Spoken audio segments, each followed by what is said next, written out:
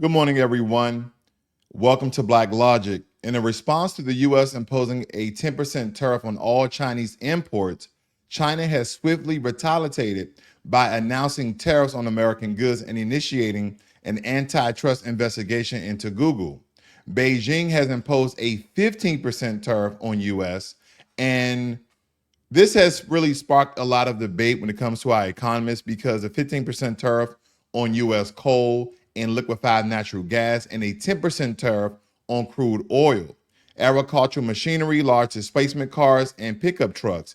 Additionally, China's State Administration for Market Regulation has launched an antitrust probe into Google, citing suspicion of monopolistic practices, stating that Google is basically trying to take over in China when it comes to search engines, Google Maps, Waze, all these things that, again, we understand that Google is a conglomerate. It has multiple companies that it has assumed and consumed to make it as powerful as it is today. And China's like, you know what? Since we're going to do the whole tariff thing, we're also going to investigate Google. And we have to really understand how powerful China is. I'm not stating that China is more powerful than America, but they are really, really close. And these are some of the things that we should really understand when it comes to economics and how China has placed itself as number two under America. And they're very close, number two. They're very close because China's economic prowess is underpinned by several key factors. Manufacturing dominance. As the world's largest manufacturer, China has established itself as a global hub for production, leveraging leveraging economics of scale and a vast labor force. Global trade networks. China is the world's largest trading nation, being the top trading partner for over 120 countries. Its participation in trade agreements like the Regional Comprehensive Economic Partnership, which enhances its influence in global trade. What about the Belt and Road Initiative that a lot of people are not aware of?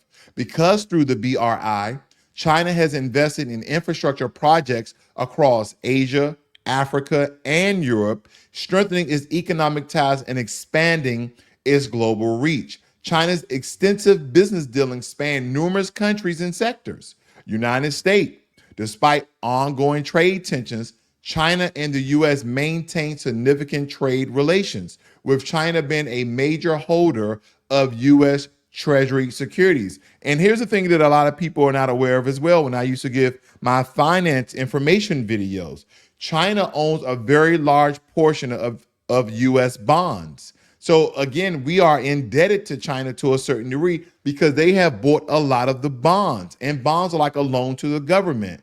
The European Union, the EU is one of China's largest trading partners with substantial trade in goods and services. Both parties have engaged in dialogues to enhance market access and investment opportunities. Africa, we all know that China is all through Africa. Africa has over 50 countries, and China is in more than half of them through investment in infrastructure, mining, and energy projects. China has become a key economic partner for many African nations, contributing to their development while securing resources for its own growth, because China goes into Africa and make these very crazy, as some people call them, blood loans and blood deals, where they know the African nations cannot pay them back.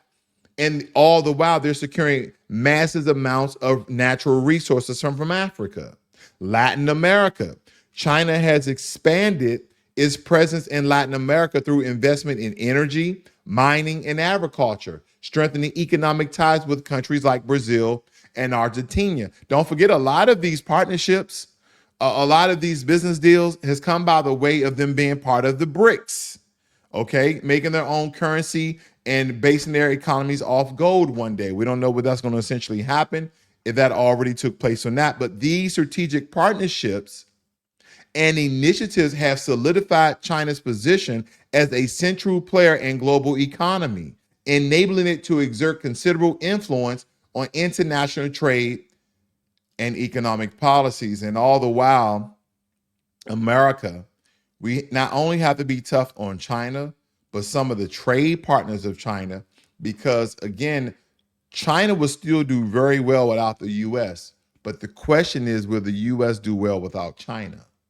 Especially with their very, very cheap labor force. Yeah, there's many of countries that we could do business with to take up a lot of the manufacturing that we do with China. But there's one key component that a lot of these countries do not have.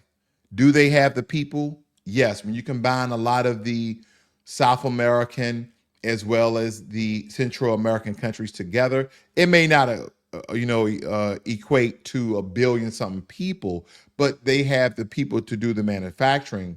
The problem is they don't have the infrastructure. China's whole infrastructure is built off making things for other people. The only way that the US can really apply pressure is to start having a lot of these other countries not do business with China and do business with the US and some of the other trade partners of the US. That is the way you kind of knock the legs from under the table and start to really hurt China. We won't really hurt China not doing business or imposing tariffs, and they've done some retaliatory reverse tariffs on America. So again, this is gonna have to be played very savvy. We'll see how savvy Donald Trump is in these business dealings. So hopefully the president, again, he's used to making a deal. Maybe he can make a deal with this as well. Now, Marco Rubio went out to Venezuela and he made a deal. Good job, because in a recent development, U.S. Secretary Marco Rubio announced that El Salvador has agreed to accept deportees from the United States, regardless of their nationality, including American citizens. Like, we'll take American citizens too. If you deport them, we'll take them. And this unprecedented agreement involves El Salvador housing deported migrants and dangerous criminals from the U.S. In its prison, listen to this, they're going to house them in their prison for free. The move aims to strengthen immigration enforcement and address security concerns.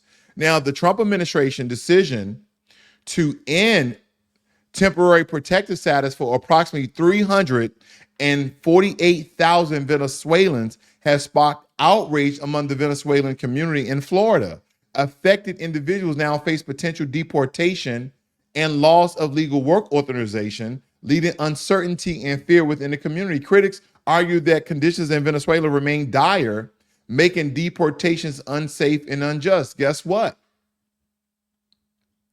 If we're going to deport Venezuelans, seems as though El Salvador would take them. And Salvador, believe it or not, has become a very, very safe country because they have taken MS-13, anyone who's affiliated with MS-13, and they made a private jail and put all of them in jail.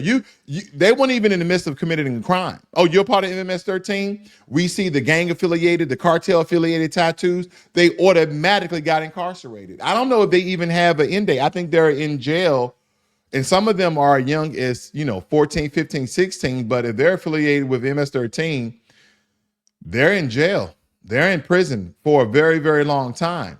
And I'm trying to figure out the strategy of El Salvador of just taking this random people from a lot of these Latin countries and even American citizens in their jails. I think there's a bigger plan here to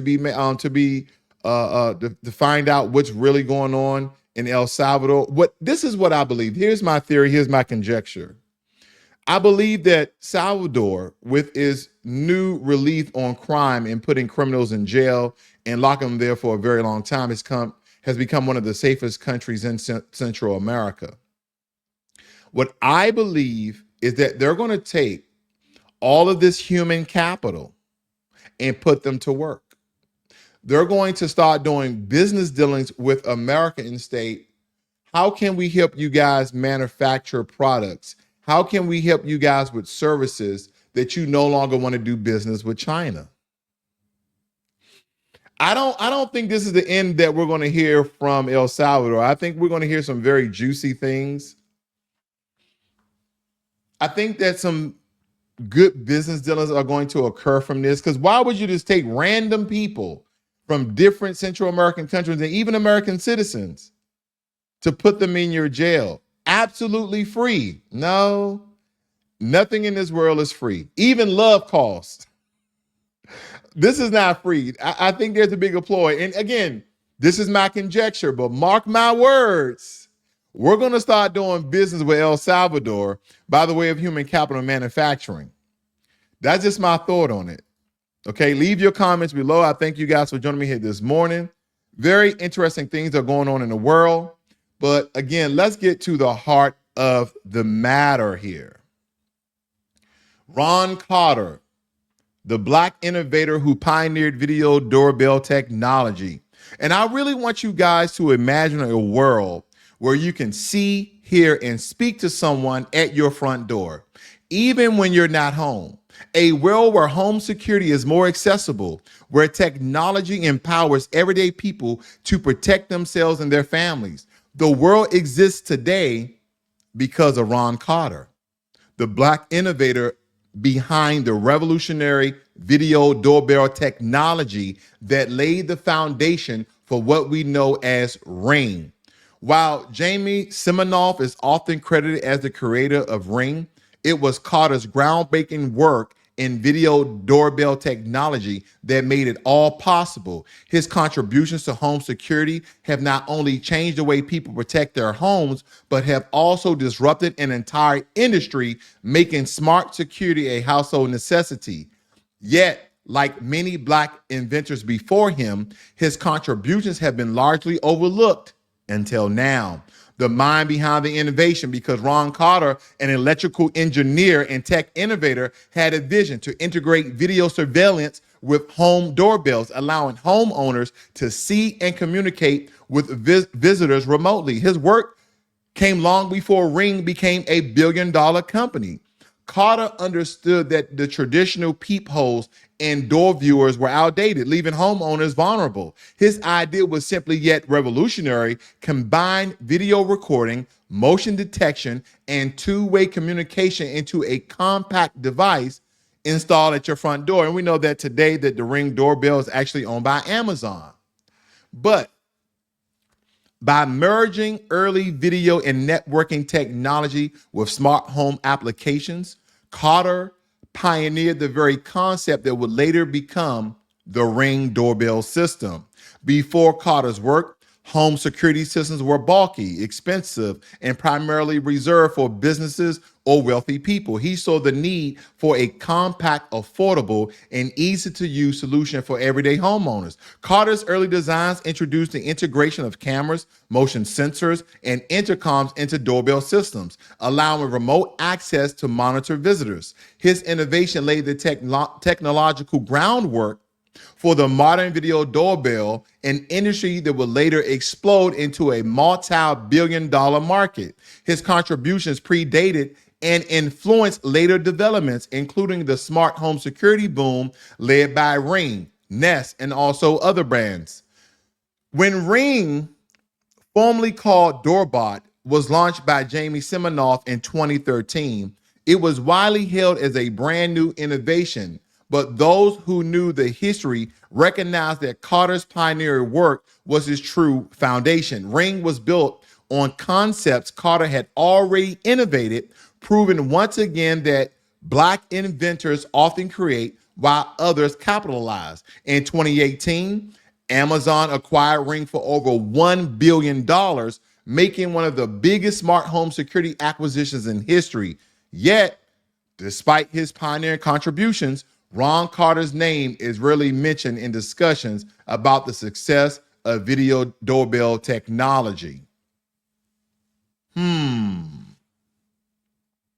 Now, this erasure is part of a larger pattern. Black inventors often build the foundation while others take the credit, because Ron Carter's work is a continuation of a long history of Black excellence in technology and innovation. If we look at Marion Van Britten Brown, who developed the first home security system in 1966, paving the way for smart surveillance, one of our beautiful Black sisters. What about Lewis Latimer, the Black inventor who worked with Thomas Edison, who revolutionized electric lighting and early telecommunication? Also, we're looking at Dr. Mark Dean. That's Dr. Mark Dean, who co-invented the personal computer and developed color PC monitors and changing how we use everyday technology.